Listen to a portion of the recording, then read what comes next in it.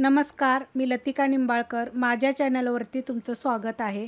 आज मी तुम्हाला मटकीच्या डाळीचा डाळ कांदा बनवून दाखवणार आहे. त्यासाठी बघा मटकीची डाळ घेतलेली आहे. अशा प्रकारे बघा डाळ असते. अर्धी वाटी घेतलेली आहे. ही 4 माणसांना डाळ कांदा भरपूर होतो एका टायमासाठी. तर आता तिला आपण धुवून घेऊया, कारण ह्याच्यामध्ये खडे असतात बरं का. तर तिला स्वच्छ धुवून घ्यायची.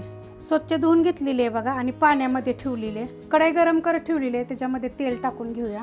1 चमचा ते 1.5 चमचा तेल टाकायचं आणि चांगलं कडक गरम होऊन देऊया. तेल गरम झालेलं आहे. त्याच्यामध्ये जिरे, मोहरी, कढीपत्ता, थोडीशी हळद आणि एक मोठ्या आकाराचा कांदा बारीक कापून घेतलेला आहे. डाळ कांद्याला का नाही कांदा जरा जास्त घालायचा, म्हणजे डाळ कांदा चवीला चांगला लागतो. कांदा बघा असा भाजून घ्यायचा. आता ह्याच्यामध्ये आलं आणि लसूण बघा 1 चमचा कुटून घेतलेला आहे. परतून घेऊया.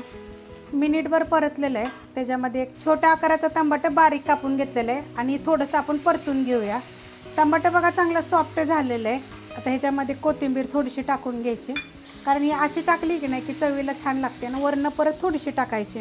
1 चमचा बघा मिरची पावडर तिखटाप्रमाणे टाका. 1.5 चमचा टाकलेली आहे. आणि गरम मसाला पावडर अर्धा चमचा, तो पण छोटा चमचा आहे. आता हे थोडंसं परतून घेऊया.